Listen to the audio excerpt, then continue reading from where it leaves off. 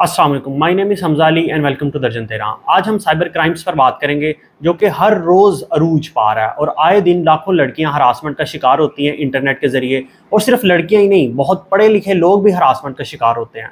आज हम देखेंगे कि हरासमेंट यूजिंग इंटरनेट क्या होती है, आप इससे बच कैसे सकते हैं, इंटरनेट पे कौन से क्राइम्स किए जाते हैं, पाकिस्तान में कौन से लॉज मौजूद हैं जो आपकी मदद कर सकते हैं, आप कंप्लेन कैसे फाइल कर सकते हैं, आप अपनी इज्जत और अपना पैसा दोनों को महफूज कैसे कर सकते हैं। हरासमेंट चूंकि लड़कियों के साथ ज़्यादा होती है तो मेरी गुफ्तगू का लेंस ज़्यादा वुमेन सेंट्रिक होगा, बट एज आई सेड मैं ऑनलाइन फ्रॉड्स पर भी बात करूंगा। अगर आप अपनी और अपने घर वालों की इज्जत को महफूज करना चाहते हैं तो आपको ये वीडियो आखिर तक देखनी पड़ेगी। इससे पहले मैंने हरासमेंट एट वर्क प्लेस पर बात की है, अगर आपने वो वीडियो नहीं देखी तो आप वो वीडियो भी मेरे चैनल पर जाके देख सकते हैं। सबसे पहले देखते हैं कि हरासमेंट होती क्या है। अगर हम साइबर क्राइम की बात करें तो पाकिस्तान में प्रिवेंशन ऑफ इलेक्ट्रॉनिक क्राइम 2016 मौजूद है, जिसके तहत हर वो जुर्म जो internet, computer, laptop, digital media को इस्तेमाल करके किया जाए वो साइबर क्राइम के अंडर फॉल करता है। किसी की पिक्चर उसकी इजाज़त के बगैर अपलोड कर देना, किसी की फेक प्रोफाइल बनाना, किसी को उस कंटेंट में टैग करना जिस पर उसको एतराज हो, किसी को दूसरी बार फ्रेंड रिक्वेस्ट भेजना जो कि पहली बार आपकी फ्रेंड रिक्वेस्ट को डिलीट कर चुका है, साइबर बुलिंग में आता है। फेक न्यूज़ लगाना, किसी की नाजेबा तस्वीर को शेयर करना, किसी को बगैर इजाज़त के फॉलो करना, किसी की प्रोफाइल पे जाकर ऐसा कमेंट करना जिससे वो डीफेम हो, फेक सिम इशू करना या किसी को गलत ऑर्डर डिलीवर करवा देना, ये सारे काम जुर्म है। इसी एक्ट का सेक्शन 18 है, offence against dignity of a natural person whoever intentionally and publicly exhibits और डिस्प्लेज और transmits any information shall be punished with imprisonment for a term which में एक्सटेंड टू 3 years और 5 years to 1 million rupees। एक आपने fake profile बना दी, ना सिर्फ 3 साल कैद बल्कि 10 लाख रुपया जुर्माना भी हो सकता है आपको।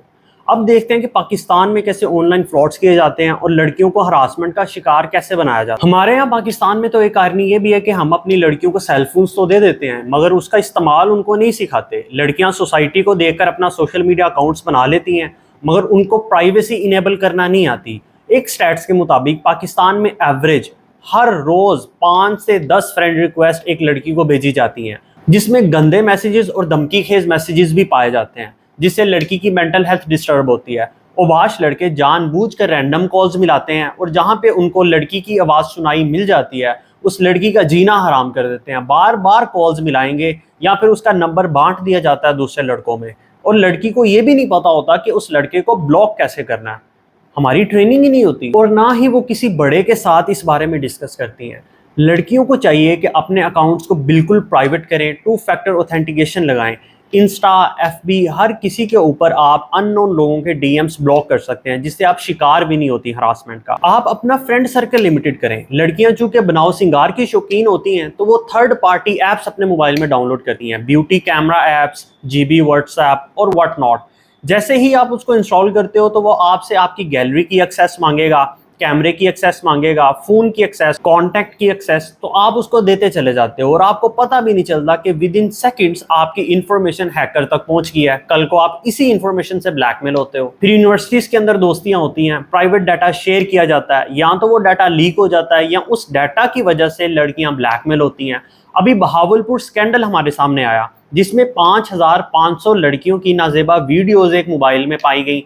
ये 5500 खानदान थे जिनकी ट्रेनिंग ही नहीं हुई। अब अगर हम पाकिस्तान में होने वाले ऑनलाइन फ्रॉड्स की बात करें जो कि आजकल चल रहे हैं, उसमें सरे फहरिस्त आपको एक कॉल आती है कि आपका बेटा हम लोगों ने पकड़ लिया है, आप इतने पैसे दें तो हम उसको छोड़ देंगे। और वॉइस स्पूफिंग के जरिए सेम वॉइस आपको सुनाई पड़ती है जो कि आपके बेटे की है। आपको चाहिए कि आप ऐसी किसी भी फोन कॉल पर कान ना धरें। इसके अलावा आपको एक कोड भेजा जाता है कि ये कोड हमारे से गलती से आ गया है, काइंडली आप इसको रिटर्न कर दें। जैसे ही आप उसको रिटर्न करेंगे तो आपकी एप्स हैक हो जाएंगी। अगर व्हाट्सएप है तो वो फौरन से जो हैकर है अपनी जीमेल अकाउंट को उस पर लगाएगा, क्योंकि हमारे यहाँ मैक्सिमम लोगों ने व्हाट्सएप पर 2 फैक्टर ऑथेंटिकेशन लगाई ही नहीं होती। आप में से कितने लोग हैं जिन्होंने अपनी व्हाट्सएप पर 2 फैक्टर ऑथेंटिकेशन को इनेबल किया हुआ? 10 में से 2। इसके अलावा आजकल सारी एप्स ही सिम पर चलती हैं और आपकी फेक सिम निकालना बहुत ही आसान है। आप किसी भी चौराहे पर करें, आपको फ्री सिम की आवाज़ें सुनाई देती हैं। आप जब भी वो फ्री सिम लेने के लिए जाते हैं वो आपसे कहता है कि थंब इंप्रेशन लगा दें। जैसे ही आप अपना थंब इंप्रेशन लगाते हैं वो आपसे कहता है माजरत सही नहीं लगा, दोबारा लगा दें। आप दोबारा लगाते हैं तो आपको एक सिम देनी है उसने, लेकिन थंब इंप्रेशन उसने 2 ले लिए हैं। आपके नाम पर वो दूसरी सिम निकालेगा और यही सिम कल को ब्लैक मार्केट में बेची जाती है। कभी कभी कहा जाता है कि आप कुरंदाजी में पार्टिसिपेट करें, आपको इनाम मिलेगा, और इसी चक्कर में आपके थंब इंप्रेशन लगवा लिए जाते हैं। पाकिस्तान का एक नेशनल फ्रॉड भी है कि आपके इतने पैसे निकल आए हैं जीतो पाकिस्तान की तरफ से, या बेनजीर इनकम सपोर्ट की तरफ से, या किसी भी ऐसे प्लेटफॉर्म की तरफ से जो कि मार्केट में चल रहा होगा, और आपने अप्लाई भी नहीं किया होता। अब अगर गवर्नमेंट ही इस सारे फ्रॉड्स के अंदर शामिल हो तो कोई क्या कर सकता है। जैसा कि मैंने एक रिंगटोन सेट किया, फर्स्ट करें मैंने एक गाना लगवाया और मैं उसके पैसे पे करता हूँ। मैं चाहता हूँ कि कोई अगर मुझे कॉल करेगा तो उसको ये पर्टिकुलर गाना सुनाई दे। अब उस गाने के दौरान में एड्स गवर्नमेंट चलाती है, कोरोना से बचें, डेंगू से बचें। What the hell is this? मैंने इसके लिए पे नहीं किया। It is a fraud. हमें इसके लिए आवाज उठानी चाहिए। अगर हम ही अपने लिए आवाज नहीं उठाएंगे तो गवर्नमेंट भी हमारे साथ स्कैम करती जाएगी। पाकिस्तान में सर्विस प्रोवाइडर्स खुद ही आपकी सर्विस एक्टिवेट करेंगे और खुद ही पैसे काट लेंगे। अगर आपने नुमाइंदे से बात करनी है, आप उनको कॉल मिलाते हो, आपको एक लंबी फहरिस्त सुनाई देने को पड़ती है कि रिंगटोन एक्टिवेट करनी है तो ये मिलाएं, बैलेंस चेक करना है तो ये मिलाएं।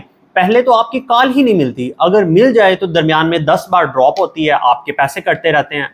कौन सा शख्स बैलेंस चेक करने के लिए नुमाइंदे को कॉल करता है? और एक लंबी कॉल चलने के बाद नुमाइंदे से लास्ट पे बात होती है, जिसका रवैया भी ठीक नहीं होता। फिर अब तो लोगों ने अमेरिकन नंबर्स रजिस्टर करवाए हुए होते हैं। आपको इंग्लिश में मैसेज आएगा कि आपके शहर का एक बिजनेस टाइकून अरबों रुपए छोड़ के मर गया और मैं उस बैंक की मैनेजर हूं, और आप ऐसा करें कि उसके रिश्तेदार के तौर पर सामने आए और सारा पैसा आपको मिल जाएगा, हम आधा आधा बांट लेंगे। इसके अलावा या फिर आपका मोबाइल चोरी हो जाता है जिससे आपका डाटा लीक होता है, या फिर आपने मोबाइल को रिपेयर करवाने के लिए दिया हुआ होता है, बेशक आपने फैक्ट्री रीसेट भी किया है मगर फिर भी आपका डाटा बड़े आराम से रिकवर हो जाता है। और सिर्फ यही नहीं, इसके अलावा लोग अक्सर तौर पर आपको जानबूझकर पैसे सेंड करते हैं और बाद में फिर वो रोएंगे पीटेंगे कि मैं एक बहुत गरीब आदमी हूँ, ये पैसे मेरे से गलती से आपके नंबर पर सेंड हो गए हैं और एक कोड भी सेंड हुआ है, ये दोनों मुझे रिटर्न कर दें। ये वही कोड है जिससे आपका सारा डाटा हैक हो जाता है। आपको चाहिए कि ऐसे किसी भी मैसेज को रिस्पॉन्स ही ना करें, उनको रोने दें। ये और इसके अलावा और बहुत सारे फ्रॉड्स हैं पाकिस्तान में जो आजकल चल रहे हैं। अगर मैं इसी पर बात करूंगा तो वीडियो बहुत सारी लंबी हो जाएगी। अब हम देखते हैं कि आपको इस मामले में करना क्या है अगर आपके साथ ऑनलाइन फ्रॉड हो जाता है। सबसे पहले आपने लोकल पुलिस के पास नहीं जाना, क्योंकि prevention of electronic crime 2016 act के तहत इस मामले में ताकत FIA साइबर क्राइम के पास है। लोकल पुलिस आपकी कोई हेल्प नहीं कर सकती। FIA ही आपकी FIR काटेगा। आप डिजिटल एविडेंसेस को मैनिपुलेट भी नहीं कर सकते।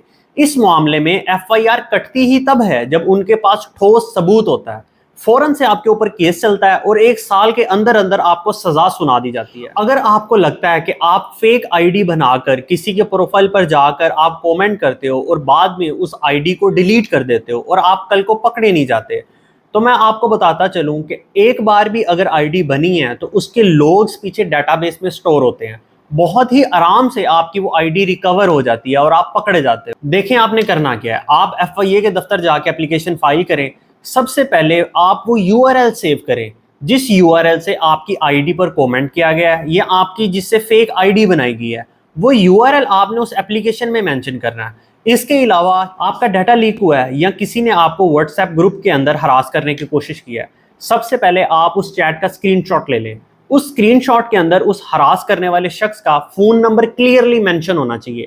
ये स्क्रीनशॉट आप अपनी एप्लीकेशन के अंदर मेंशन करेंगे और दूसरे नंबर पर उस शख्स के साथ की गई चैट को आप खुद भी डिलीट नहीं करेंगे, क्योंकि आपके फोन की कल को फोरेंसिक होती है। अगर आपने किसी एप्लीकेशन को मेंशन करना है तो उस एप्लीकेशन का नाम लिखें और बताएं डिटेल के अंदर कि आपके साथ क्या क्या होता है।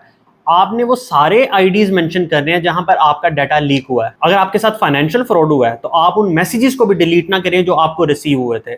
अगर आपके बैंक से पैसे निकले हैं तो आप अपनी बैंक स्टेटमेंट निकालकर उस एप्लीकेशन के अंदर अटैच करें। इस तरीके से आपने अपनी एप्लीकेशन को फाइल करना है और अपने केस को मजबूत करना है। कुछ एविडेंसेस कभी भी डिलीट नहीं होते, जैसा कि CDR सेल डिटेल रिकॉर्ड, या फिर फोन से आपका IMEI मिल जाता है, पता चल जाता है कि ये सिम इस फोन के अंदर इस्तेमाल हुई है या नहीं। लोकल सर्विस प्रोवाइडर से आपका IP ट्रेस हो जाता है, आपको इंसाफ मिल जाता है, आपको घबराने की जरूरत नहीं है।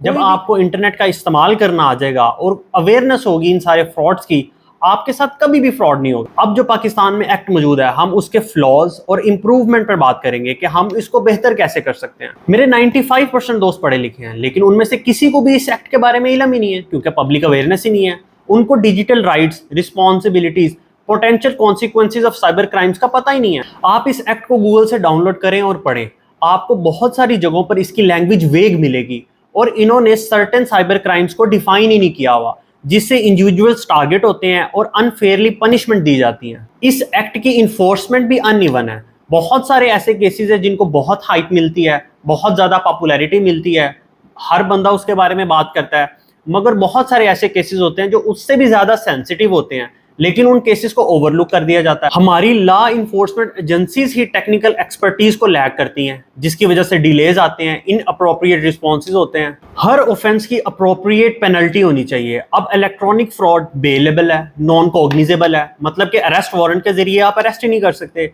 10 करोड़ का फ्रॉड हुआ है या 10 लाख का, सजा आपको थोड़ी सी है, थोड़ी सी सजा मिलेगी और आप जल्दी छूट भी जाओगे। और इमेजिन, इस पूरे लॉ में हैकिंग का जिक्र ही नहीं है, अगर है भी तो 1 या 2 वर्ड, उससे ज्यादा जिक्र ही नहीं है, और सारे फ्रॉड्स ही हैकिंग के जरिए होते हैं। अब अगर हम इस एक्ट की इंप्रूवमेंट की बात करें तो गवर्नमेंट को चाहिए कि इस एक्ट को रिवाइज करें, वेरियस साइबर क्राइम्स की एक प्रिसाइज डेफिनेशन दें, ताकि मिस इंटरप्रेट भी ना हो और मिस यूज भी ना किया जा सके। इसके बाद जो प्रोविजंस फ्रीडम ऑफ एक्सप्रेशन से रिलेटेड है, उनको रीडिफाइन करें, रिवाइज करें, ताकि लिजिटिमेट क्रिटिसिज्म और एक्सप्रेशन अनफेयरली पिनलाइज ना हो। इसके बाद क्लियर गाइडलाइंस को स्टैब्लिश करें, ताकि जितना बड़ा क्राइम हो उतनी बड़ी सजा दी जा सके। लॉ इन्फोर्समेंट एजेंसीज के अंदर इन्वेस्ट करें, आपके जज, वकील ऊपर से लेके नीचे तक सबके सब ट्रेन होने चाहिए। इसके अलावा विसल ब्लोअर की प्रोटेक्शन के लिए प्रोविजंस को ऐड करो।